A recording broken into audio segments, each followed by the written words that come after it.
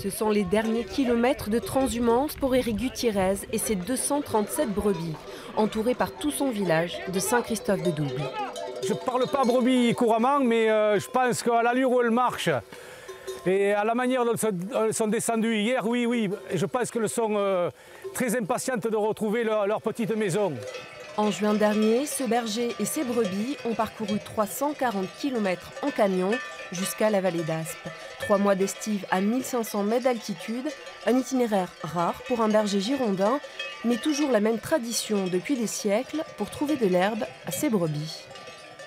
Au-delà du fait que l'herbe de montagne est encore meilleure que l'herbe de plaine, au-delà du fait que c'est aussi pour renouer avec une tradition ancestrale et qu'une fois qu'on l'a vécu, on a du mal à s'en passer.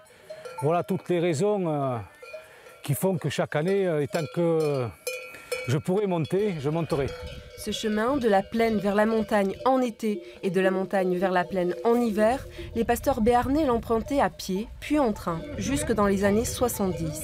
Un passé qui a tissé des liens forts entre Béarn et Gironde. La trace des grands transhumants, les premières traces, c'est le néolithique, donc c'est moins 5000, moins 6000. Avec des écrits qui datent du XIIIe siècle, donc c'est plusieurs centaines d'années, sur les écrits, sur les droits qu'avaient les bergers de traverser les régions, ça s'appelait des droits de guidonnage. Et c'est récent que les Girondins aillent estiver, parce que des bergers en Gironde, ce sont souvent des bergers béarnais qui se sont sédentarisés.